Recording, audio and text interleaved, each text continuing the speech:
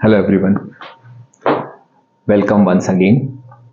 आज हमको एक अपॉलजी देनी है आप लोगों को। भाई कुछ गलती हो गई, उस गलती से नुकसान ना हो आपका, इसलिए हमने कहा एक छोटा सा अपॉलजी तो बनता है। हमारा नाइट्रिक एसिड का जो आप लोगों ने वीडियो देखा होगा, उसमें लास्ट में हम लोगों ने करा था हीटिंग ऑफ नाइट्रेट्स, जिसमें हम लोगों ने दो नाइट्रेट की हीटिंग देखी थी कि ZnNO3 whole twice gives 2ZnO plus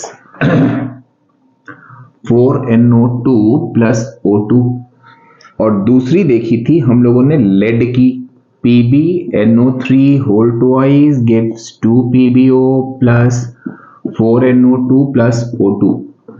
फिर हमने आपको बोला था कि इनमें ऑब्जर्वेशन आते हैं, जिसमें से नो डाउट NO2 निकल रही है, आप रेडिश ब्राउन तो लिख दोगे। लेकिन मैंने एक चीज और बोली थी कि जब ये क्वेश्चन 2 मार्क्स का आता है तो यहां ZnO और PbO के ऑब्जर्वेशन भी लिखने होते हैं।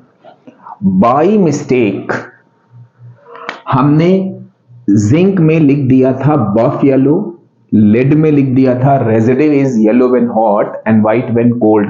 ये उल्टा हो गया है, तो अपॉलजी तो बनती है। यहां पर जिंक में आपका होगा residue is yellow when hot and white when cold. और ये जो PbO है ये आपका होता है बफ येलो। हमने उल्टा कर दिया, ZnO में हमने बफ येलो कर दिया था, PbO में residue is yellow when hot and white when cold. तो लग रहा है मेरी अपॉलजी एक्सेप्ट हो जाएगी। आप ये करेक्शन कर लेना, अगर आपने कहीं नोट किया हो तो करेक्शन कर लेना, अदरवाइज अब इसको ये याद रखना ये बिल्कुल सही है। तो apology accepted. Okay, thank you. आज का टॉपिक हम लोग, बहुत से बच्चों ने हमसे बोला था कि सर सल्फ्यूरिक एसिड, तो सल्फ्यूरिक एसिड का एक वीडियो तो हमने डाल दिया था। अब उसका एक छोटा सा पार्ट बचा हुआ है जिसमें है chemical properties of sulphuric acid and test अब की 2023 में जुड़ गए हैं, डाइल्यूट H2SO4 और कॉन्क H2SO4 दोनों को, जो अभी हम लोग आज के टॉपिक में कवर करेंगे। तो आज हम लोग यहां पर लेकर चलते हैं प्रॉपर्टीज ऑफ सल्फ्यूरिक एसिड। ये मेरे लास्ट वाले वीडियो में आपने देखा होगा, लास्ट में हमने एक जस्ट इंट्रो सा दिया था कि प्रॉपर्टीज को कैसे हम लोग, क्योंकि वो इंट्रोडक्शन ऑफ सल्फ्यूरिक एसिड था तो हमें लगा कि हमें ये चीज बता देनी चाहिए कि प्रॉपर्टीज कैसे आपको पढ़नी है। आज इन प्रॉपर्टीज को हम लोग डिटेल में देखेंगे। जैसे हमने अपने पिछले वाले वीडियो में वो किया था, हमने इनकी प्रॉपर्टीज को 2 पार्ट्स में कैटेगराइज किया था, जिसमें एक पार्ट तो था इसका फिजिकल प्रॉपर्टी वाला और एक पार्ट था इसका केमिकल प्रॉपर्टी वाला। फिजिकल प्रॉपर्टीज वाले जो भी आपके हैं, किसी भी कंपाउंड की फिजिकल प्रॉपर्टी सिलेबस में नहीं है, लेकिन उन पर कहीं कहीं पर अगर कुछ ऐसे क्वेश्चन हैं जो कंसेप्चुअल क्वेश्चंस हैं, कॉन्सेप्ट पर बेस्ड, वो आपको मालूम होने चाहिए। तो अगर हम लोग फिजिकल प्रॉपर्टीज की बात करें तो इसमें सबसे पहली चीज जो हमारी आती है कि इस पर एक क्वेश्चन भी आता है कि sulphuric acid is hygroscopic in nature.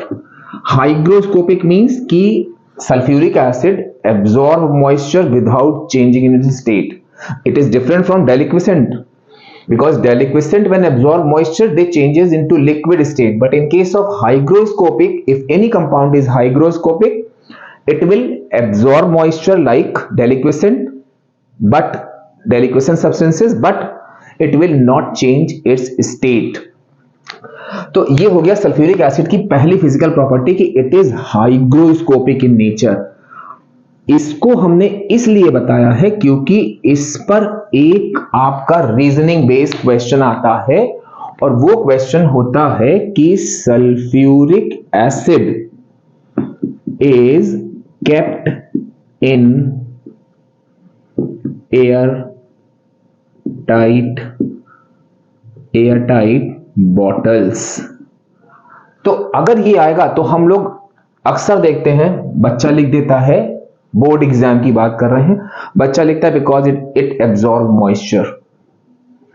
तो मॉइस्चर तो डेलिक्वेशन सब्सटेंस भी आपके वो करते हैं, तो वहां पर आप अगर ये लिखते हो कि इट एब्जॉर्ब मॉइस्चर तो आपको यहां पे इसको हाइग्रोस्कोपिक टर्म जरूर देना है सल्फ्यूरिक एसिड के संग। तो इसका आंसर क्या होगा कि since H2SO4 is hygroscopic in nature,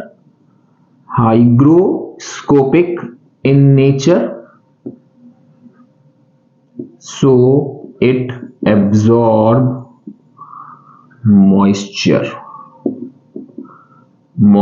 from atmosphere। ये आपको सल्फ्यूरिक एसिड की पहली प्रॉपर्टी, फिजिकल प्रॉपर्टी में इस चीज को याद करना है। दूसरी प्रॉपर्टी जो होती है, it is highly coercive in nature. आपने एसिड अटैक सुना होगा, वहां पे ये कॉन्सेंट्रेटेड सल्फ्यूरिक एसिड का ही अटैक होता है, उससे क्या होता है आपने देखो कितना स्किन बर्न हो जाता है। तो ये आपका हाईली कोरेसिव इन नेचर होता है, हाईली कोरेसिव इन नेचर। मतलब इवन अगर ये आपके स्किन पर गिर गया तो ये क्या करेगा, स्किन को चार ब्लैक कर देता है, स्किन टर्न्स चार ब्लैक, बिल्कुल काली स्किन हो जाएगी। तो ये इसकी सेकेंड फिजिकल प्रॉपर्टी हो गई। अब अगर हम थर्ड फिजिकल प्रॉपर्टी की बात करें तो यहां पर होता क्या है कि हम अगर प्योर एसिड ले रहे हैं, means sulphuric acid pure form में ले रहे हैं, तो it is almost non conductor. ये हम आपको एज अ रेफरेंस बता रहे हैं, आप ध्यान रखिएगा इनको। और अगर हम यहां पर डाइल्यूट H2SO4 ले रहे हैं तो ये आपका गुड कंडक्टर होता है, गुड कंडक्टर ऑफ इलेक्ट्रिसिटी। अब आप देखो, हम लोगों ने जब इलेक्ट्रोलिसिस करी थी वाटर की, हालांकि अभी हमने वीडियो नहीं बनाया है लेकिन आपने थोड़ा बहुत तो पढ़ा ही होगा, तो जब हम लोग वाटर की इलेक्ट्रोलिसिस करते हैं तो उसमें डाइल्यूट H2SO4 डालते हैं उसको कंडक्टर बनाने के लिए, because pure water is non conductor. तो आप इसको उस रेफरेंस से भी याद कर सकते हो कि dilute H2SO4 it is a good conductor of electricity and pure sulphuric acid is almost non conductor. तो ये कुछ प्रॉपर्टीज फिजिकल आपको याद रखनी है। पहली हाइग्रोस्कोपिक, जिस पर ये रीजनिंग बेस्ड क्वेश्चन आता, छोड़ेंगे कोई भी चीज नहीं, जितनी भी इंपॉर्टेंट चीजें हैं सारी बताएंगे। दूसरी चीज, it is highly coercive in nature, why, because it turns skin charcoal black. ये हम लोग की फिजिकल प्रॉपर्टीज हो गई सल्फ्यूरिक एसिड की।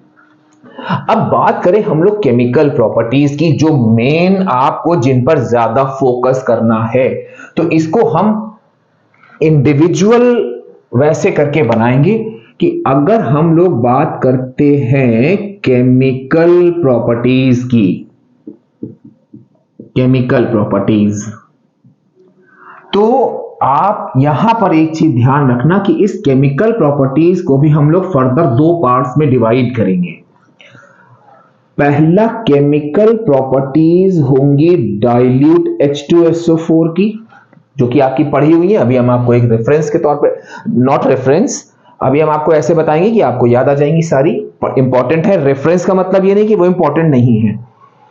सेकेंड चीज आपका हो गया कॉन्ग सल्फ्यूरिक एसिड, दोनों की प्रॉपर्टीज अलग है। अच्छा, इन प्रॉपर्टीज के अंदर जाने से पहले हम आपको बता दें कि जब भी आप कोई भी एसिड की प्रॉपर्टी लिखोगे, if acid used is concentrated, always mention the term concentrated below the acid. Means अभी हम लोग देखेंगे वेरियस रिएक्शन में, क्योंकि वहां पे गलती हो जाती है। अगर आप किसी भी एसिड के नीचे कुछ नहीं लिखा हुआ, it is considered as dilute. तो यहां पे आपने क्या किया, मान लो कॉन्क की कोई प्रॉपर्टी लिख रहे हैं, अभी हम जितनी देखेंगे, आपने नीचे उसके नीचे कॉन्क नहीं लगाया तो वो तो डाइल्यूट कंसीडर होगा, जो प्रॉपर्टी डाइल्यूट नहीं देता है। तो ये चीज आपको थोड़ी सी ध्यान रखनी है। तो अब हम लोग आते हैं अपनी डाइल्यूट सल्फ्यूरिक एसिड की प्रॉपर्टी में। जब हम लोग डाइल्यूट एसिड लेंगे तो ये डाइल्यूट एसिड आपकी ऑल एसिडिक प्रॉपर्टी शो करेगा, ऑल एसिडिक प्रॉपर्टी। अब आप सोच रहे हो कि ऑल एसिडिक प्रॉपर्टी, इस पर 5 नंबर में क्वेश्चन आता है, अभी हम बताएंगे पूरी प्रॉपर्टी पर कैसे आता है। All acidic property means acid की पहली प्रॉपर्टी होती है कि acid when reacts with metal they give, इन पर भी वेरियस टाइप ऑफ क्वेश्चन आते हैं जो अभी हम आपको बताते जाएंगे साथ साथ। अब ये आपको एसिड की जनरल प्रॉपर्टी याद है, आपने क्या किया, एसिड की जगह पे H2SO4 ले लिया, मेटल की जगह पे कोई भी मेटल ले लिया, जिंक बस कॉपर के ऊपर वाला लेना है, लेड नहीं लेना है। तो यहां पे आपका आ गया ZnSO4 प्लस H2, ये एक्टिविटी सीरीज में आपको समझा चुके हैं। दूसरी एसिड की प्रॉपर्टी होती है, अभी इसको हम एक बार थोड़ा सा और वैसे बता देंगे डिटेल में। फिर हम लोगों ने लिया एसिड प्लस बेस गिव्स, ये तो न्यूट्रलाइजेशन आप बहुत पहले सीख से पढ़ते चले आ रहे हो, सॉल्ट एंड वाटर। अब एसिड की जनरल प्रॉपर्टी है तो यहां हम H2SO4 लेंगे, NaOH gives Na2SO4 plus H2O, यहां 2 लगा देंगे और यहां 2 लगा देंगे। फिर थर्ड प्रॉपर्टी हो गई, अभी तो एक एक हम जस्ट आपको रेफरेंस के लिए बता रहे हैं, अभी इसमें जितनी भी एक्सेप्शंस हैं जो भी हैं वो अभी हम आपको बारी बारी से अलग अलग बताएंगे। फिर हम लोगों ने लिया, अभी मेरा पर्पस है सिर्फ इस एसिडिक प्रॉपर्टी के बारे में बात करना, एसिड प्लस मेटालिक कार्बोनेट और बाइकार्बोनेट, ये दोनों के संग, ये भी आपने पढ़ा हुआ होगा बहुत पहले से ही, जहां पे आपका सॉल्ट बनेगा, वाटर बनेगा और CO2 गैस इवॉल्व होगी। आपने एसिड में ले लिया H2SO4, यहां ले लिया आपने Na2CO3 gives Na2SO4 plus H2O plus CO2। Without balancing कोई भी इक्वेशन मत लिखिएगा। Fourth property, acid plus metallic bicarbonate, sorry metallic sulphite, बेटा ध्यान रखिएगा सल्फाइट बात कर रहे हैं, बच्चा यहां सल्फेट लिख देता है, या बाई सल्फेट कोई भी रिएक्शन नहीं करेंगे डाइल्यूट एसिड के संग। Sulphite gives salt plus water, same होता है बस यहां पे गैस इवॉल्व SO2 हो जाती है। आपने लिया H2SO4 plus Na2SO3 gives Na2SO4 plus H2O plus SO2। ऐसे बाइसल्फाइड के संग भी होती हैं। फिफ्थ लेते हैं, acid plus metallic sulphide gives salt plus H2S। यहां भी हम H2SO4 लेंगे प्लस ZnS लेंगे, गिव ZnSO4, कोई भी सल्फाइड आप ले सकते हो, प्लस H2S। अब अगर इनको आप ध्यान से देखो, और acid base salt chapter, acid की प्रॉपर्टीज वो भी हमने वीडियो डाला है, उसको आप देख सकते हो। HCl की प्रॉपर्टीज, डाइल्यूट HCl की प्रॉपर्टीज, उसमें भी आप देखोगे सारी जनरल प्रॉपर्टीज हमने यही लिखी हैं, और उनकी जगह पर हमने सिर्फ आपसे कहा था कि आप केवल जब किसी भी एसिड की एसिडिक प्रॉपर्टी शो करनी है, आपको याद करने की जरूरत नहीं है, आपको सिर्फ क्या करना है, ये जर्नल इक्वेशन याद रखनी है, और इन जर्नल इक्वेशन पर जो भी चीज आपकी आ रही है, बस हाँ थोड़े बहुत जो एक्सेप्शन है वो याद रखिएगा। ये भी चीज हम बता चुके हैं आपको एक्टिविटी सीरीज बना के, कौन कौन से मेटल इसमें हम लेंगे, कौन कौन से नहीं लेंगे। अगर नहीं वो है तो हम अब पूरी एक्टिविटी सीरीज तो हम समझाएंगे नहीं यहां पर, क्योंकि वो हम कई बार बता चुके हैं, उससे फालतू में वीडियो लंबा हो जाएगा। हम यहां पर एसिड तो हमारा है ही है, यहां पर हम मेटल की जगह ले लेते हैं, कौन से लेंगे, फिर हम जल्दी जल्दी आपको एक रेफरेंस के तौर पर बता देंगे कि जो हमने नहीं लिए वो क्यों नहीं लिए हैं। यहां पर मैग्नीशियम, एल्यूमिनियम, आयरन, ये 4 मेटल लेंगे, क्योंकि KNaCl हम नहीं ले सकते एक्टिविटी सीरीज के, बहुत ही विग्रस रिएक्शन देते हैं। भाई आप खुद सोचो, सोडियम, पोटेशियम और कैल्शियम कितने रिएक्टिव मेटल्स होते हैं, जो कि वाटर के संग इतनी विग्रस रिएक्शन देते हैं, तो एसिड के संग तो और भी खतरनाक रिएक्शन हो जाएगी। फिर हाइड्रोजन के नीचे कोई भी मेटल नहीं लेंगे, क्योंकि वो हाइड्रोजन को डिस्प्लेस नहीं कर पाएंगे। हाइड्रोजन के ऊपर लेड होता है, हम वो नहीं लेंगे, क्योंकि लेड अगर हम लेंगे तो अगर H2SO4 लेंगे तो PbSO4 बनेगा, which is insoluble coating form करेगा। अगर हम HCl लेंगे तो ZnCl2 सॉरी PbCl2 तो वो भी आपकी इनसॉल्युबल कोटिंग फॉर्म करेगा, तो रिएक्शन रुक जाएगी, हाइड्रोजन गैस का इवोल्यूशन होगा नहीं। तो ये छोटी छोटी चीजें बस आपको याद रखनी है। बाकी हम गारंटी ले रहे हैं, अगर आपने इन जर्नल के बेसिस पर याद किया, आपका सल्फ्यूरिक एसिड तैयार, पूरा आपका नाइट्रिक एसिड तैयार, आपका पूरा हाइड्रोक्लोरिक एसिड तैयार प्रॉपर्टी वाइज। और मेरे नाइट्रिक एसिड के वीडियो में भी ये सारी प्रॉपर्टी हमने इसी रेफरेंस में समझाई थी आपको। तो ये आपको ध्यान रखना है कि एसिड में ये 5 प्रॉपर्टी ही, कोई भी एसिड ये 5 प्रॉपर्टी ही देगा। आप ये कह सकते हो कि ये एसिड की कैरेक्टरिस्टिक प्रॉपर्टीज हैं। अब डाइल्यूट एसिड के बाद हम जरा आते हैं कॉन्क पर। कॉन्क में आपने देखा होगा बुक में पूरे चैप्टर में प्रॉपर्टी भरी हुई है। बच्चा बड़ा कंफ्यूज हो जाता है कि कैसे याद करेंगे, क्या करेंगे। तो अगर इस तरह से आपने बांट लिया, डिवाइड कर लिया, एक दिन बैठ के केमिकल प्रॉपर्टी फिजिकल प्रॉपर्टी याद कर ली, एक दिन 2 केमिकल याद करी, एक दिन 2 केमिकल याद करी, बस याद हो गई। छोटे छोटे पार्ट्स में हमारा तो हर बार कहना होता है कि आप कोई भी चैप्टर है उसके छोटे छोटे पार्ट्स में उसको डिवाइड करके एक एक 2-2 दिन में, फिर जब नेक्स्ट पढ़ो तो उसको रिवाइज जरूर कर लो। तो उससे क्या होगा, फिर धीमे धीमे देखोगे आपका सारा चैप्टर तैयार हो गया। अभी भी देर नहीं हुई है, हम पहले भी आपसे कह चुके हैं, देर नहीं हुई है। अभी भी आप उसी हिसाब से, डेज के हिसाब से सारे चैप्टर सब्जेक्ट बांटो, सब्जेक्ट के चैप्टर्स बांटो, फटाफट तैयारी शुरू करो, बस पैनिक मत होना। कॉन्सेंट्रेटेड जब हम सल्फ्यूरिक एसिड की बात करेंगे तो ये आपकी 1, 2, 3 एंड 4 प्रॉपर्टीज देता है, जिसमें से पहली प्रॉपर्टी होती है कि H2SO4 is dibasic in nature, dibasic acid. दूसरी प्रॉपर्टी आपकी ये देता है, अभी इनको पूरा डिटेल में सारी रीजनिंग, जितनी रीजनिंग या वेरियस क्वेश्चन जो भी हैं, नॉन वोलाटाइल एसिड। फिर आपका ये शो करता है डिहाइड्रेटिंग नेचर। बेटा ध्यान रखना, हमने डिहाइड्रेटिंग बोला है, ड्राइंग नहीं बोला है। Dehydrating nature, dehydrating nature. और सबसे इंपॉर्टेंट इसकी ऑक्सीडाइजिंग प्रॉपर्टी। इसका भी रेफरेंस हम ऑक्सीडाइजिंग प्रॉपर्टी का HNO3 में दे चुके हैं, लेकिन अभी उसको हम दोबारा एक बार वो करेंगे। अच्छा, 1 मिनट के लिए बस यहां दोबारा आते हैं, इनके टाइप ऑफ क्वेश्चन छूट गए। टाइप ऑफ क्वेश्चंस में आप सबसे पहली तो चीज, हर एक में टाइप ऑफ क्वेश्चन सब कुछ साथ में चलेंगे हम लोग लेके। नंबर 1 बैलेंस इक्वेशन, नहीं लिख लोगे, वेरी गुड, लिख लोगे। नंबर 2 गैस इवॉल्व, लिख लोगे, आपने कहा यस, हमने कहा very good. Number 3 that is observation based. Observation फिर से एक बार हमने उसमें बताया था आपको, नाइट्रिक एसिड में हाइड्रोजन का, CO2 का, SO2 का ब्रिस्क एफर्वेसेंस, H2S जानी पहचानी अपनी कैरेक्टरिस्टिक स्मेल, रॉटन एग स्मेल।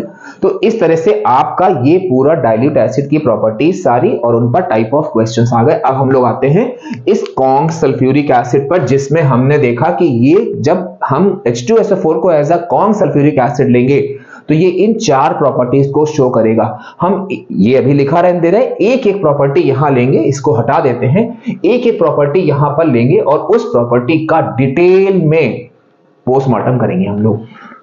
कोई भी चीज छूटे ना भाई, पोस्टमार्टम में क्या होता है, सारी चीजें पता चल जाती हैं। तो हम लोग इसका पोस्टमार्टम ऐसे करेंगे कि कुछ भी, कोई चीज छूटे ना, कहीं से भी कोई क्वेश्चन आ जाए फटाक से कर लो। तो प्रॉपर्टीज हम लोग कॉन्क सल्फ्यूरिक एसिड की लेते हैं, जिसमें पहली प्रॉपर्टी हम लोग लेते हैं कि इसका डाइबेसिक नेचर, डाइबेसिक नेचर। अच्छा, इनके अंदर डेप्थ में जाने से पहले हम आपको बता दें, ये वाली प्रॉपर्टी, ये वाली प्रॉपर्टी, इस पे क्वेश्चन आता है, write a reaction to show dibasic nature of sulphuric acid, write a reaction to show non volatile nature of sulphuric acid. ये रिएक्शन कहीं ना कहीं आपकी पढ़ी हुई है, अभी हम आपको याद दिलाएंगे कहां पढ़ी है। आपको यहां पर याद करने की जरूरत नहीं, बस आप याद रखना कि अच्छा यहां पर ये इक्वेशन हम लिख सकते हैं। अब इस डाइबेसिक नेचर से पहले हमको जरा, ये मेरे एसिड बेस सॉल्ट में है कि वाटर डाइबेसिक एसिड, ये डाइबेसिक होते क्या हैं। तो अगर आपको ध्यान हो, अगर आपने नहीं देखा है तो आप देख लेना एसिड बेस सॉल्ट वाला, उसमें डाइबेसिक, ट्राइबेसिक, मोनोबेसिक का बहुत डिटेल डिस्क्रिप्शन दिया हुआ है। डाइबेसिक एसिड का मतलब होता है कि इसमें 2 H plus ion per molecule. जिन्होंने मेरा वीडियो देखा होगा सोच रहे हैं हाँ यही तो बताया था सर ने, 2 H plus ion per molecule होते हैं जब इसको हम डिकम्पोज कराएंगे। मींस देखो आपने लिया H2SO4, इसको हमने ब्रेक किया 2H plus plus SO4 minus 2। अब देखो यहां पर ये क्या हो गया, डाई बेसिक। अब यहां पर जो क्वेश्चन आता है वो आता है नेम आ डाई बेसिक एसिड। आप H2SO4 या H2CO3 कोई भी लिख सकते हो। फिर दूसरा गिव रीजन में क्वेश्चन आता है। हमने कहा ना ये इस पार्ट पर ज्यादा फोकस करने की जरूरत है क्योंकि हर एक छोटी छोटी चीजों पर छोटे छोटे क्वेश्चन है जो आपका एक एक नंबर कटवा सकते। तो हम नहीं चाहेंगे भाई आपके 79 या 78 है, हम तो चाहेंगे 80 है पूरे। तो सारी चीजों पे फोकस करेंगे। गिव रीजन, इसमें गिव रीजन क्या आता है कि H2SO4 is a dibasic acid. कुछ नहीं करना है because it dissociates to give 2H plus ion per molecule, जरूर मेंशन करिएगा 2H plus ion per molecule. और अगर आपको डाई बेसिक की एक प्रॉपर्टी और याद हो जो हम लोगों ने एसिड बेस सॉल्ट में पढ़ी थी कि ये डाई बेसिक एसिड जो है ये आपकी 2 स्टेप की रिएक्शन देते हैं, 2 स्टेप रिएक्शन। और जब ये आपकी 2 स्टेप की रिएक्शन देंगे तो यहां पर अगर आपको ना ध्यान हो तो एक बार आप वीडियो को दोबारा देख लेना हमारे एसिड बेस सॉल्ट वाले में। यहां पर 2 स्टेप की रिएक्शन देके ये 2 टाइप्स ऑफ सॉल्ट बनाएंगे, 2 टाइप्स ऑफ सॉल्ट बनाएंगे। अब यही चीज हमको देखनी है कि जब हम H2SO4 के डाई बेसिक नेचर की बात करेंगे तो उसमें रिएक्शन खींचेगी। बैलेंस इक्वेशन आएगा तो उसमें रिएक्शन कौन सी लिखेंगे, कैसे। आप सोच रहे हो सर ने कहा था अभी हम याद दिला देंगे, बिल्कुल याद दिलाएंगे कि कैसे हम लोग कौन सी इक्वेशन लिखेंगे और कौन कौन से उसमें सॉल्ट बनेंगे, हम लोग वो भी देखेंगे। तो ये चीज आपको हमने बता दी। यहां पर दोबारा फटाक से जल्दी से रिवीजन कर लिया हम लोगों ने। अब आप मेरी बात सुनो, यहां पर जब भी कोई क्वेश्चन आएगा कि write a reaction to show dibasic nature of sulphuric acid, तो हम रिएक्शन लिख रहे हैं, आप हमको बताना जरा। आप कहोगे अरे सर याद आ रहा है धीरे धीरे कुछ कुछ। अगर हम कहें बेटा ये इक्वेशन कहीं पढ़ी है लेस देन 200 डिग्री सेंटीग्रेड, अरे हम घूमे नहीं कि आपने कह दिया अरे सर ये तो HCl की लैब प्रिपरेशन है, हम कहेंगे वेरी गुड। और वहां पर आप मेरे वीडियो में देखना, हमने वहां भी ये मेंशन किया था कि इसमें कॉन्क लिखना जरूरी है। तो यहां पर क्या चीज हो गई कि हमने H2SO4 की reaction less than 200 degree centigrade पर कराई तो हमको सोडियम बाइसल्फेट मिल गया जो कि आपका एक एसिडिक सॉल्ट है। अब हम सेकेंड स्टेप में क्या करते थे, NaCl प्लस H2SO4 गिव्स। फिर हम जब ग्रेटर देन लेंगे यहां पर तो यहां हमारा बनता है Na2SO4 प्लस 2HCl। ये तो अब आपको एक चीज ध्यान रखनी है। अच्छा जो हम लोगों ने टाइप ऑफ क्वेश्चन लिखा उसमें एक चीज तो छोड़ दी क्या कि गिव बैलेंस्ड इक्वेशन। अब होता क्या है आप देखोगे give balanced equation to show dibasic nature. ये बहुत इंपॉर्टेंट चीज है, ध्यान रखिएगा। Dibasic nature of sulphuric acid. बच्चे ने साइड में देखा 1 मार्क्स का था, बच्चे ने कहा अच्छा एक रिएक्शन लिखनी होगी। नहीं, डाई बेसिक नेचर में आप ध्यान रखना ऑलवेज, इसीलिए देखो हम कैपिटल में लिख रहे हैं always right both reaction of कौन कौन सी। अच्छा HCl से मिलता जुलता कुछ याद आ रहा है? यस, अगर आप यहां पे NO3 कर दो तो HNO3, NO3 कर दो HNO3। और ये आपकी lab preparation sulphuric acid sorry lab preparation hydrochloric acid की हो गई, लैब प्रिपरेशन नाइट्रिक एसिड की हो गई। तो always right both reaction of lab preparation of HCl and HNO3। अब देखो यहां पे आप देखो आपका काम हुआ नहीं हुआ। आप भाई जब बोर्ड की तैयारी करोगे सारे चैप्टर तैयार करोगे, आपने HCl तैयार कर लिया, आपने HNO3 तैयार कर लिया, HCl की लैब प्रिपरेशन सारी दोनों याद कर ली, दोनों की रीजनिंग जो वहां पे है वो सब याद कर ली, सब कुछ याद कर लिया। तो जब आप इसमें आओगे सल्फ्यूरिक एसिड में तो वहां पे आपको देखो आपका काम हुआ नहीं हुआ। कैसे? क्वेश्चन आ गया डाई बेसिक नेचर, आपने ये चीज याद रखी थी कि हमको दोनों रिएक्शन लिखनी है लैब प्रिपरेशन की। क्या यहां दोबारा इनको आप याद करोगे? बिल्कुल नहीं। क्यों? क्योंकि हमने सिर्फ इतना याद रखा कि जब हम dibasic nature sulphuric acid का शो करेंगे तो हमको लैब प्रिपरेशन की दोनों इक्वेशन लिखनी है, लेस देन 200 डिग्री सेंटीग्रेड वाली भी, ग्रेटर देन 200 डिग्री सेंटीग्रेड वाली भी, HNO3 की या HCl की। बस फटाक से लिख दी आपने कहा सर जरा HCl के संग संग NO3 वाला भी हो जाए। हमने कहा लो वो भी हो जाए भाई, H2SO4 कॉन्क लेस देन, कुछ करते ही नहीं, less than 200 degree centigrade, same वही काम करते हैं, NaHSO4 बनेगा प्लस HNO3 बन जाएगा, फिर NaNO3 लिया प्लस H2SO4 लिया, यहां पे कॉन्क लिया और यहां पे ग्रेटर देन 200 डिग्री सेंटीग्रेड लिया, Na2SO4 बनाया प्लस HNO3 बना दिया।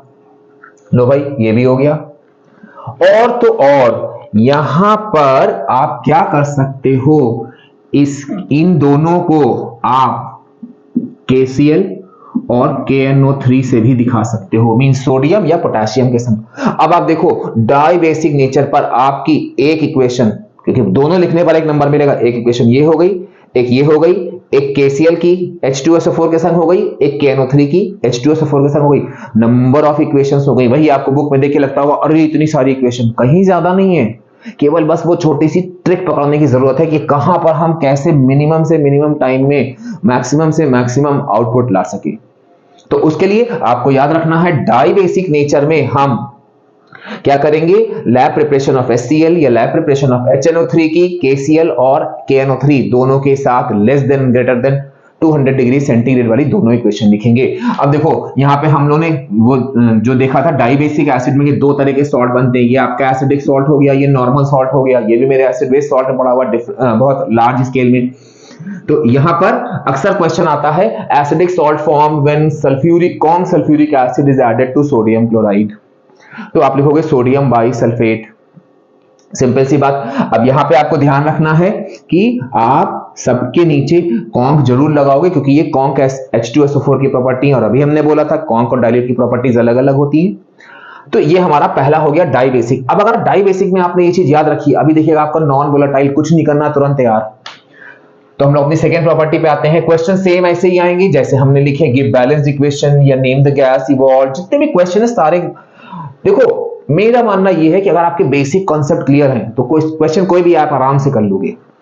तो अब हम लोग इसकी सेकेंड प्रॉपर्टी पे आते हैं, that is non volatile acid. Non volatile acid, non volatile acid. अब हम एक इक्वेशन लिख रहे हैं, अच्छा एक इक्वेशन नहीं लिख रहे हैं, हम एक रीजन पूछ रहे हैं आपसे। अगर आपने मेरा HCl वाला वीडियो देखा है, HNO3 वाला वीडियो देखा, तो आप उस रीजन को तुरंत बता दोगे।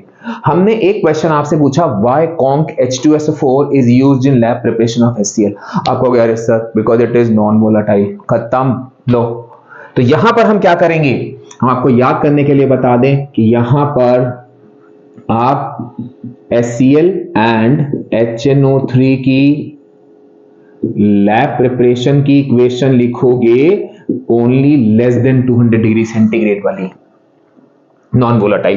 तो अब आपने क्या किया, आपने फटाक से लिखा, अच्छा सर कहीं आप ये तो नहीं कह रहे हो, हम कहेंगे ये नहीं कह रहे, हम यही कह ही रहे हैं कि आप क्या करो, less than 200 degree centigrade NaHSO4 plus.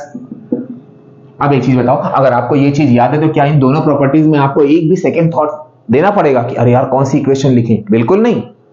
Die basic में lab preparation of HCl HNO3 की बोथ इक्वेशन, नॉन वोलेटाइल में HCl या HNO3 की only less than 200 degree centigrade वाली इक्वेशन। ये लो हम कैसे कह दें कि आपका कुछ नहीं तैयार है, सब तैयार है कॉन्क, या आप खुद ही क्यों सोचो कि मेरा तो अभी ये तैयार नहीं है, ये तैयार नहीं है, ये तैयार नहीं है, सब तैयार है।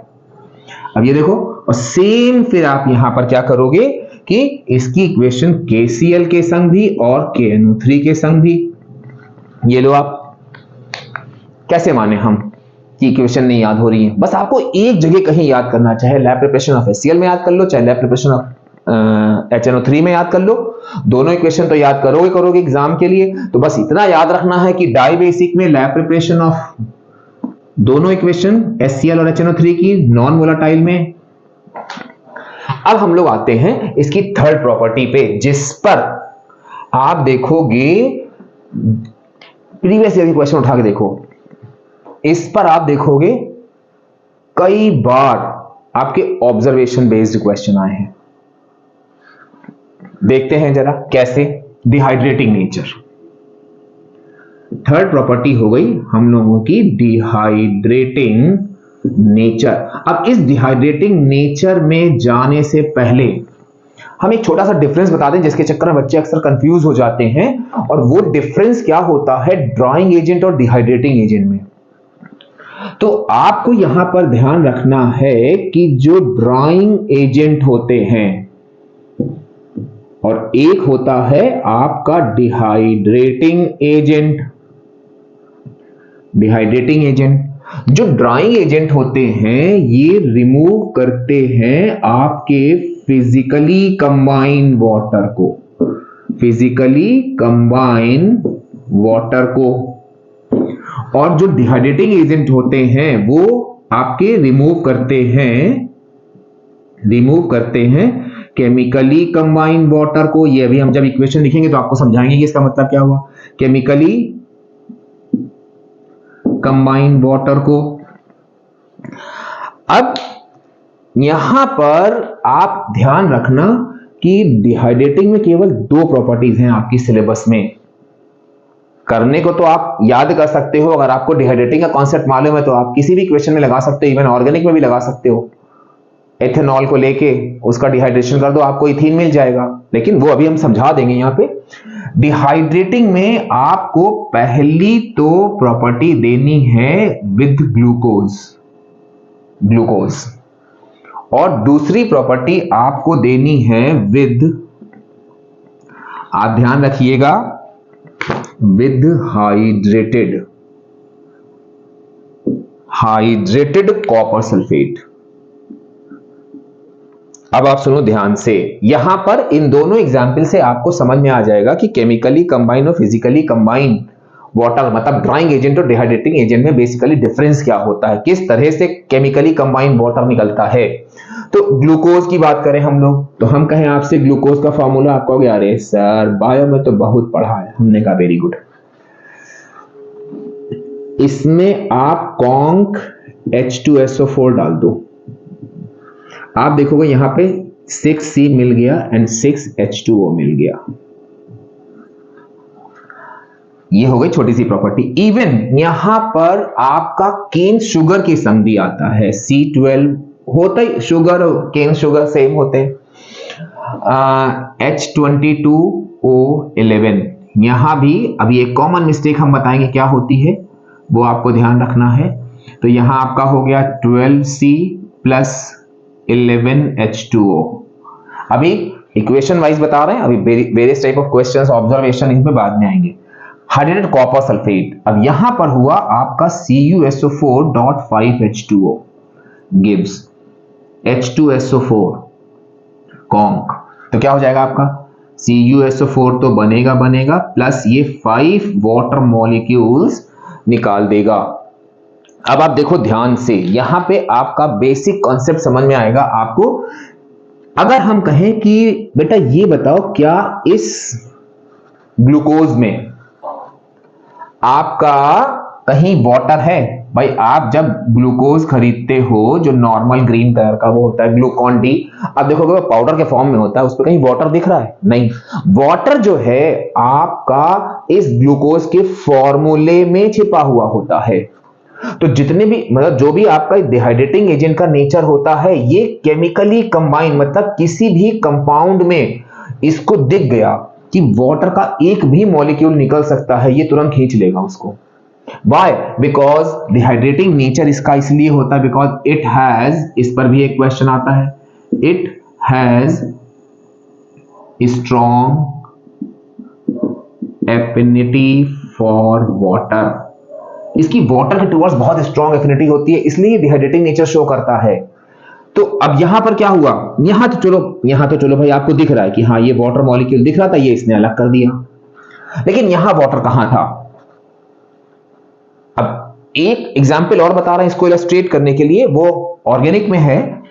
हमने कहा बेटा आप ले लो C2H5OH यानी कि एथेनॉल, ये इथीन की लैब प्रिपरेशन में है आपका। इसमें आप डाल दो कॉन्क H2SO4, तो आप समझ लो कॉन्क H2SO4 बहुत चालू है। इसने देखा अच्छा दो, एक H यहां से निकालो, एक H ये निकालो, O निकालो, वाटर निकाल दो, ये लो। अब देखो यहां पे 6H थे, 2 निकल गए, 4 बचे, तो C2H4, ये लो आपका इथीन बन गया। एक ऑर्गेनिक की इक्वेशन भी हमने आपको बातों बातों में तैयार करा दी। पर्पस मेरा यहां पर यह था कि आपको मालूम होना चाहिए what is difference between dehydrating agent and drying agent. भाई ये रिमूव करते हैं chemically combined, physically combined water को। आपने देखा होगा HCl बनाया था हम लोगों ने, वहां पे जब HCl मिली थी मॉइस्ट थी, उसमें मॉइस्चर फिजिकली कंबाइंड था, बस H2SO4 से उसको ड्राई करा दिया था, वहां पे वो as a drying agent use होता है। इस पर हम एम्फेसाइज इसलिए कर रहे हैं क्योंकि हम लोग इस पे बहुत मार्क्स काटते हैं। क्वेश्चन आता है write a reaction to show dehydrating nature of sulphuric acid. बच्चा वहां पे लिखता है HCl नीचे मॉइस्ट, एरो बनाया, कॉन्क H2SO4, HCl ड्राई। भैया वो तो जो है आपका फिजिकली कंबाइन, वो कहां से इसकी केमिकली कंबाइन, तो डिहाइड्रेटिंग नेचर कहां से हुआ। और ये बहुत सिली मिस्टेक हो जाती है बच्चों से, क्यों? क्योंकि उनको मालूम नहीं होता है what is difference between drawing and dehydrating agent. तो ड्राइंग और डिहाइड्रेटिंग एजेंट का ये बेसिक डिफरेंस आप याद रखना। और ये डिहाइड्रेटिंग नेचर शो क्यों करता है? Because it has strong affinity for water. The drying agent removes physically combined water, dehydrating agent removes chemically combined water. तो ये हम लोग का डिहाइड्रेटिंग नेचर हो गया। अब शुरुआत में हमने कहा था कि भैया ये बहुत इंपॉर्टेंट प्रॉपर्टी है, तो हम लोग जरा इस पे आते हैं। तो फोर्थ, अभी सारे प्रॉपर्टी को समराइज करके हम आपको कंबाइंड क्वेश्चन बता देंगे सारे कि इस पर कैसे क्वेश्चन आते हैं। अब इस समय बुक तो नहीं है मेरे पास, वरना हम बुक से वो वाला आपको बिल्कुल प्रूफ के साथ बता देते कि देखो ये वाला क्वेश्चन कितनी बार आया है, लेकिन थोड़ा सा हिंट दे देंगे हम आपको। अभी हमें क्वेश्चन एग्जैक्ट याद नहीं है, नहीं तो फिर कभी किसी उसमें वीडियो में हम थोड़ा सा शुरुआत में बता देंगे, जैसे आज हमने अपॉलॉजी दी उसी तरह से बता देंगे, टेंशन मत लो। तो यहां पर हम लोग लेते हैं इसका ऑक्सीडाइजिंग नेचर। अब अगर हम लोग बात करें HNO3 की, जो इससे पहले हमने वीडियो डाला था, उसमें हमने कहा था कि what is responsible for any compound to be an oxidising agent. तो उस समय तो भाई कुछ लोगों को मालूम था, कुछ लोगों को नहीं मालूम था, लेकिन अगर आपने वीडियो देखा तो आपको बिल्कुल मालूम चल गया होगा क्या, कि ये नेसेंट ऑक्सीजन देते हैं।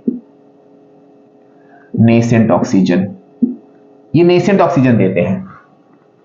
अब इस ऑक्सीडाइजिंग में आपकी रिएक्शन है with carbon, with sulphur and with copper, बस।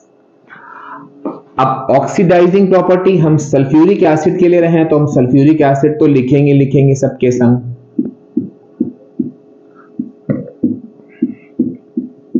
अब यहां भी एक छोटी सी मिस्टेक होती है, अब ध्यान रखिएगा। यहां आता है कॉन्क, ये तो लिखना ही लिखना है कॉन्क, क्योंकि हम लोग केवल एसिडिक प्रॉपर्टी के अलावा कहीं भी सल्फ्यूरिक एसिड लेंगे हम लोग कॉन्सेंट्रेटेड जरूर लिखेंगे। अब देखो यहां पे आपका बनता है CO2, H2O and sulphuric acid है, तो SO2 तो निकलनी है। यहां पर आपका सिर्फ SO2 निकलेगा और वाटर निकलेगा, अभी बैलेंस कर रहे हैं इसको। और यहां पे आपको ध्यान रखना है CuSO4 plus H2O plus SO2। अब अगर इनकी हम बैलेंसिंग की बात करें तो यहां पर आपने 2 लगाया, यहां 2 लगाया और यहां पर 2 लगा दिया। अब आप देख लो पूरी इक्वेशन बैलेंस हो गई। यहां पर आप 3 लगा दो, यहां 2 लगा दो और यहां पर 2 लगा दो, ये बैलेंस हो गई। Cu प्लस H2SO4 यहां पे आपका 2 लगा दो, सब में 2 से बैलेंसिंग है, ये तो आप वहां भी कर सकते हो। यहां 2 लगा दो और यहां 2 लगाने की जरूरत नहीं है। अब ये हो गया, ये पूरी क्लियर इक्वेशन हो गई। अब आप मेरी बात सुनना बहुत ध्यान से, खास करके इस पर एक, मतलब हमने अभी प्लानिंग करी है कि how following convergence can be carried out, उस पर n नंबर ऑफ क्वेश्चन है 5 मार्क्स के, जिसका हम एक अलग सेपरेट वीडियो बनाएंगे। उसी में एक ऐसा क्वेश्चन आता है how following convergence can be carried out, और यहां पर आपको दिया होता है H2SO4 और इस H2SO4 का कन्वर्जन करना होता है CuSO4 में। आप यकीन नहीं करोगे, अगर 45 कॉपीज का बंडल है हम लोग के पास, तो करीब 30 कॉपीज में ये मिस्टेक होती है। बच्चा क्या करता है, बच्चा लिखता है Cu plus H2SO4 gives CuSO4 plus H2। भैया ये इक्वेशन कहां से सही है? कॉपर तो डाइल्यूट एसिड संग रिएक्शन करेगा नहीं, करेगा ही नहीं। क्यों? क्योंकि कॉपर जो है हाइड्रोजन से नीचे होता है, तो कहां से हाइड्रोजन को डिस्प्लेस कर देगा? सॉरी, हाइड्रोजन जो है वो कॉपर से नीचे होता है, तो कहां से डिस्प्लेस होगा? भाई आप एक्टिविटी सीरीज में देखो, PbHCu, ये देखो कॉपर बिलो है हाइड्रोजन के, तो जब ये इसके नीचे है तो हाइड्रोजन को कैसे डिस्प्लेस करेगा? इक्वेशन तो वहीं गलत हो गई, तुरंत काट देते हैं हम लोग, तुरंत। तो आप कहोगे लेकिन सर फिर कैसे बनाएंगे?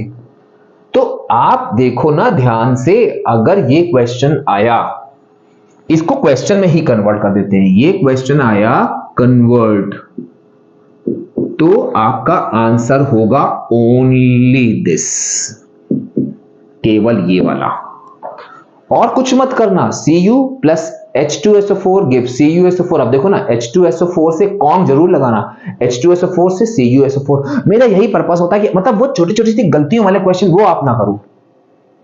नो डाउट अगर बच्चा लिख रहा है Cu प्लस H2, उसके दिमाग में है कि अच्छा मेटल की रिएक्शन डाइल्यूट एसिड के संग कराओ तो सॉल्ट और हाइड्रोजन निकलता है, लेकिन भैया उसका वो एक्सेप्शन तो याद रखो कि वो कब होगा? जितने मेटल हाइड्रोजन से ऊपर होंगे, कॉपर तो हाइड्रोजन के नीचे है, डिस्प्लेस होगा ही नहीं हाइड्रोजन, तो कैसे इक्वेशन सही हो गई? तो कहीं ना कहीं जल्दबाजी में या अननोइंगली गलती हो जाती है। लेकिन इस टाइप के अगर आप टिप्स बना लो कि हमको ये कन्वर्ट करना है H2SO4 को CuSO4 में, तो ओनली ये इक्वेशन जाएगी। बस भाई इतनी सारी चीजें आप याद करते हो, थोड़ी चीजें भी याद कर लो। तो ये हो गई हम लोग की सल्फ्यूरिक एसिड के ऑक्सीडाइजिंग नेचर को शो करने के लिए ये तीन equations, number 1 with copper, 2 and number 3, ये तीन इक्वेशन हो गई।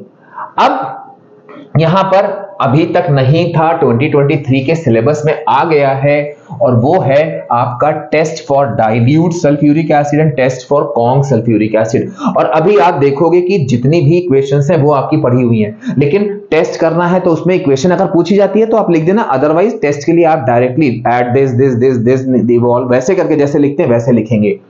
तो हम लोग यहां पर अब आते हैं टेस्ट फॉर सल्फ्यूरिक एसिड।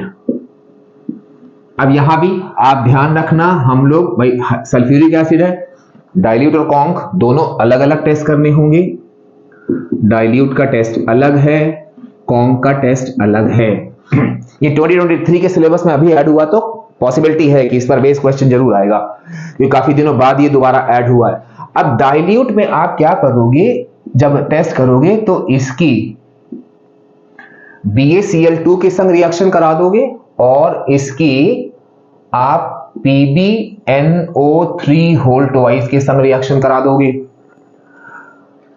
आप कहोगे सर रिएक्शन, अरे सर रिएक्शन ही तो बड़ी डिफिकल्ट लगती है। हमने कहा अरे हम है तो टेंशन काहे के लिए, मेरे रहते हुए इक्वेशन डिफिकल्ट लगे ऐसा हो नहीं सकता। अब आप देखो, ये सॉल्ट है, एसिड, ये सॉल्ट एसिड, डबल डिकम्पोजिशन दिखा दो, BaSO4 प्रेसिपिटेट के फॉर्म में होता है प्लस 2HCl। यहां पर Pb इंपॉर्टेंट है क्योंकि पहली बार, इसलिए हम इसको पूरा रेड से लिख दे रहे हैं, PbSO4 प्लस 2HNO3, ये भी आपका। अब देखो अगर यहां पर पूछा जाता है कि भाई देखो, अब 10th लेवल में ऐसा क्वेश्चन तो आएगा नहीं कि write to test for dilute acid, नहीं, वो सब 6th 7th 8th तक चलते हैं। अब यहां पर वो इस पर बेस जो है आपका बैलेंस इक्वेशन में दे सकते हैं या ऑब्जर्वेशन दे सकते हैं।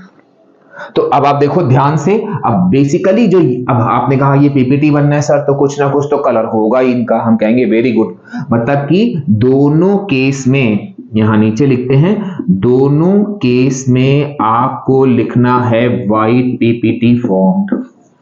State your observation when dilute H2SO4 is added to barium chloride, white PPT. With dilute H2SO4 with lead nitrate, white PPT. बस ये आपका टेस्ट का टेस्ट हो गया, बेस्ड क्वेश्चन भी हो गए, बैलेंस इक्वेशन आ जाए, डबल डिकम्पोजिशन, क्योंकि precipitation is always a double decomposition reaction, double decomposition दिखा दो, और दूसरी चीज बैलेंस इक्वेशन आए तो उसी में दोनों के आयंस एक्सचेंज करके डबल डिकम्पोजिशन को शो कर दो। ये हो गई आपकी डाइल्यूट एसिड की प्रॉपर्टीज। कॉन्क में आपको कुछ नहीं करना है, जो प्रॉपर्टीज आप पढ़ चुके हो अभी। आपने अभी देखा होगा हम लोगों ने एक प्रॉपर्टी पढ़ी थी विद कॉपर की कॉन्क H2SO4 के संग रिएक्शन, और एक प्रॉपर्टी पढ़ी थी हम लोगों ने कॉपर की NaCl के संग रिएक्शन कॉन्क H2SO4 में। तो ये तो भाई मानी ही बात है, वही हो गई आपकी क्या कि लैब प्रिपरेशन ऑफ HCl हो गया। और जब आप Cu में कॉन्क H2SO4 डाल रहे थे, क्योंकि कॉन्क है तो कॉन्क मेंशन करना जरूरी है, कॉन्क H2SO4 डाल रहे थे तो आपने देखा था यहाँ पे SO2 गैस इवॉल्व हो रही है। मतलब इक्वेशन तो लिख चुके हैं, इक्वेशन नहीं लिखेंगे हम, बेसिकली आपको बता रहे हैं कि अब यहाँ पे क्वेश्चन क्या आया कि कॉन्क H2SO4, क्वेश्चन क्या आएगा, ऑब्जर्वेशन या बैलेंस इक्वेशन, इसीलिए हम हर एक में बार बार बताते जा रहे हैं। ऑब्जर्वेशन तो अभी हम जो बताएंगे वो आप लिखिएगा, बैलेंस इक्वेशन अभी हम लोग पीछे देख ही चुके हैं सारी। बस आपको ये याद रखना है कि कॉन्क के टेस्ट में हम कॉपर के संग रिएक्शन और NaCl के संग रिएक्शन शो करेंगे। यहाँ पे SO2 गैस निकल रहा है, बस यहाँ पे आप लिख दो टेस्ट ऑफ SO2, वो आपका ऑब्जर्वेशन में हो जाएगा। ये अभी हमने जो एनालिटिकल केमिस्ट्री का वीडियो, प्रैक्टिकल केमिस्ट्री का वीडियो डाला उसमें भी हमने बोला था कि if your observation is in terms of colourless gas evolve, always write it with test of the gas. अब यहाँ पे HCl गैस आ रही है, यहां पे इसका टेस्ट दे दो। SO2 का सिंपल सा K2Cr2O7 orange to green, a gas evolve that turns K2Cr2O7 orange to green. HCl का with NH4OH dense white fumes, ये लो भाई, कैसे हम मान लें, बहुत छोटा सा सिंपल सा चैप्टर है। बस अगर आप देखो ध्यान से तो चैप्टर में कुछ नहीं है, आपको क्या करना है, जो अपनी प्रीवियस नॉलेज है वो यूज करनी है। एसिड की, HCl की, HNO3 की, काफी सारी प्रॉपर्टीज उसमें कवर हो जाएंगी। ये सारी चीजें भी कहीं ना कहीं आप उधर जब पूरी तैयारी करोगे तो दोनों इक्वेशन आपको मालूम होगी। केवल आपको याद रखना है कॉन्क में हमें कॉपर और NaCl के संग रिएक्शन करके SO2 का टेस्ट दे देना है और HCl का टेस्ट दे देना है। HCl का टेस्ट आप HCl में पढ़ चुके हैं, SO2 का टेस्ट प्रैक्टिकल केमिस्ट्री में आप जो गैसेस है उनमें उसमें पढ़ोगे। तो कहीं कुछ अलग नहीं है, इंटर रिलेट कर लो सारी चीजों को तो आप देखोगे बड़े से बड़ा चैप्टर आपको बड़ा छोटा सा लगेगा। अच्छा ये चैप्टर, ये चीज इसकी यहां पढ़ी थी, ये चीज इसकी यहां पढ़ी थी, उस तरह से करके आप इकट्ठा कर लो भाई, एक चैप्टर तैयार करो, उसके रेफरेंस लगाते जाओ। तो ये हमारा छोटा सा चैप्टर था सल्फ्यूरिक एसिड, जिसको हमने बिल्कुल डिटेल में बता दिया है। आप पढ़ो और फिर वही लाइक सब्सक्राइब, पहली बार देख रहे हो सब्सक्राइब करो, लाइक करो और ऐसे ही अपना प्यार देते रहो। कमेंट्स जरूर दो, आपके कमेंट्स से हमें बहुत मोटिवेशन मिलता है, हमें पता चलता है। जैसे अभी हमने शुरुआत में जो अपॉलॉजी दी थी वो हमको एक कमेंट्स में ही मिला था, मुझे बहुत अच्छा लगा। तो हमने कहा कि जितनी जल्द से जल्द हो सकेगा हम उसको, तो ये कमेंट्स का भी फायदा होता है। अगर कोई अच्छा लगे तब भी आप बताओ, खराब लगे तब भी आप बताओ, या कुछ इंप्रूवमेंट चाहिए तब भी आप बताओ। नेक्स्ट वीडियो में फिर ऐसे ही कुछ इंटरेस्टिंग चीजें लेके हम आएंगे। Till then bye bye.